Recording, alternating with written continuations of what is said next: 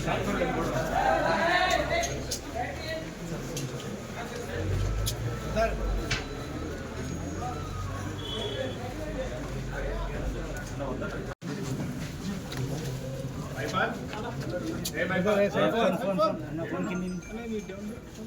कुछ साइड जरा स्वामी स्वामी थोड़ी साइड कुछ साइड कुछ साइड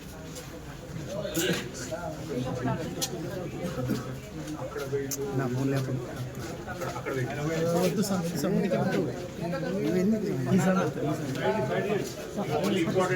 కొడంగల్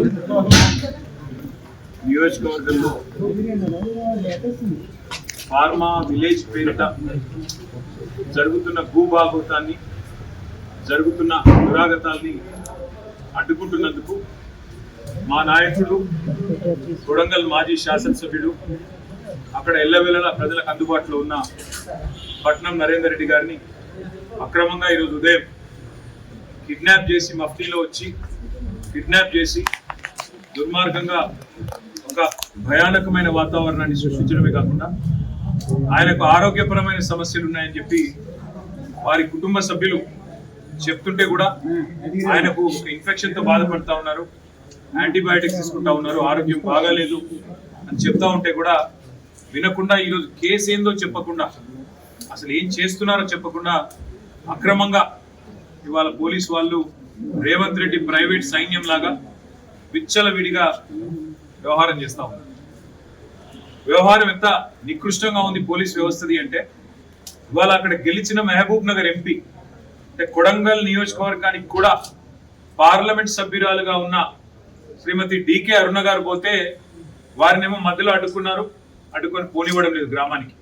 కానీ కనీసం వార్డు మెంబర్ కూడా కానీ ప్రజలతోని కనీసం ఎన్నడూ కూడా ఎన్నుకోబడని ముఖ్యమంత్రి అన్న అనే ఒకే ఒక్క అర్హత, ముఖ్యమంత్రి అన్నగా ఉండడమే ఒకే ఒక్క అర్హత కలిగిన తిరుపతి రెడ్డిని ఏ గ్రామంలోనైతే నిన్న ఈ సంఘటన జరిగిందో అక్కడికి 300 మంది కాంగ్రెస్ వాళ్ళు పోయి ఇంటింటికి తిరుగుతూ ఈరోజు గత 2 గంటలుగా 3 గంటలుగా బెదిరిస్తా ఉన్నారని చెప్పి ఇప్పుడే మా నాయకులు మా సోదరులంతా చెప్తా ఉన్నారు. ఎంత నికృష్టమైన ప్రభుత్వం ఇది అంటే అణగారిన వర్గాలు, గిరిజనులు, దళితులు, బీసీలు ఎవరైతే భూములు కోల్పోతా ఉన్నారో దుర్యాలలో కానీ లగచర్లలో కానీ హకీంపేటలో కానీ ఆ చుట్టూ ఉండే తాండాల్లో కానీ భూమిని కోల్పోతున్న సోదరులు బాధపడుతుంటే ఇవాళ వాళ్ళని జైళ్లలో పెట్టి రాత్రంతా కొట్టి చిత్రహింసలు పెట్టి ఆ గిరిజన రైతుల్ని ఆ దళిత రైతుల్ని ఇవాళ ఒకవైపు చిత్రహింసలు పెట్టడమే కాకుండా ఇప్పుడే సవితగా చెప్తా ఉన్నారు, ఒక అమ్మాయి తన ఇంట్లో ఉంటే లైట్లు ఆఫ్ చేసి వాళ్ళ భర్తను తీసుకొని పోవడానికి ఆ అమ్మాయి ఛాతీ మీద కాలు పెట్టి తొక్కి మరి వాళ్ళ భర్తను లాక్కొని పోయిన ఒక దుస్థితి. అంటే నాకు తెలిసి బహుశా గతంలో ఏ నియంత ఎలాంటి ఒక అప్రజాస్వామికమైన పాలకులు కూడా చేయనంత దుర్మార్గమైన వ్యవహారాన్ని వాళ్ళ రేవంత్ రెడ్డి తన సొంత నియోజకవర్గమైన కొడంగల్లో చేస్తా ఉన్నాడు. చేయడమే కాకుండా ఈరోజు తిరుపతి రెడ్డి అనే వ్యక్తి ఏ పదవి లేకపోయినా ఇవాళ అక్కడ తిరుగుతూ తన కాంగ్రెస్ అనుచరగణంతో స్వైర విహారం చేస్తూ ఆ పేదవాళ్ళ ఇళ్లలోకి పోయి వాళ్ళని ఇడిచిపెట్టాలంటే మీరు భూములు రాసియాలే, వాళ్ళని ఇప్పుడు పోలీసు వాళ్ళు ఇడిచిపెట్టాలంటే మీరు నేను చెప్పినట్టు వినాలే అనే విధంగా దుర్మార్గమైన బెదిరించే సాంప్రదాయాన్ని కూడా శ్రీకారం చుట్టినారు. రాష్ట్ర డీజీపీని అడుగుతా ఉన్నా, ఈ రాష్ట్రంలో ఉన్నది ప్రభుత్వ జీతం తీసుకుంటున్న ప్రజల చేత పన్నుల రూపంలో వస్తున్న జీతాలు తీసుకుంటున్న పోలీసు వాళ్ళు ఉన్నారా, లేదా రేవంత్ రెడ్డికి ప్రైవేట్ సైన్యంగా పనిచేస్తున్న పోలీసు వాళ్ళు ఉన్నారా?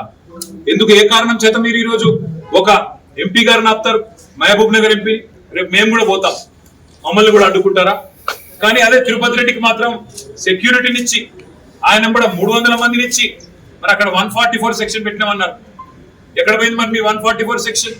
300-200 మందితోనా పోయి ఇంటింటికి పోయి బెదిరిస్తుంటే ఏం చేస్తున్నది పోలీస్ వ్యవస్థ అని అడుగుతా ఉన్నా. ఐఏఎస్ ఆఫీసర్లు, ఐపీఎస్ ఆఫీసర్లు మర్చిపోకండి, పక్కనున్న ఆంధ్రప్రదేశ్ లో ఏం జరిగిందో మీరు చూసినారు. ఇలా అతి చేస్తే, అతి వేషాలు వేస్తే రేపు తెలంగాణలో కూడా గదే జరుగుతుంది. దయచేసి మీరు బలి పశువులు కాకండి. రేవంత్ రెడ్డి భూదాహానికి, రేవంత్ రెడ్డి అల్లుడి కోసం ఫార్మా కంపెనీ పేరిట పేదల భూములు గుంజుకునే ప్రయత్నం ఏదైతే చేస్తున్నాడో దానికోసం జరిగే ప్రహసనంలో మీరు అనవసరంగా అతి పాత్ర పోషించి బలి పశువులు కాకండి. ఇవాళ పట్నం నరేందర్ రెడ్డి గారి భార్యకి వారి తల్లి గారికి మేమందరం కూడా పార్టీ మొత్తం మీ వెంబడ ఉంది.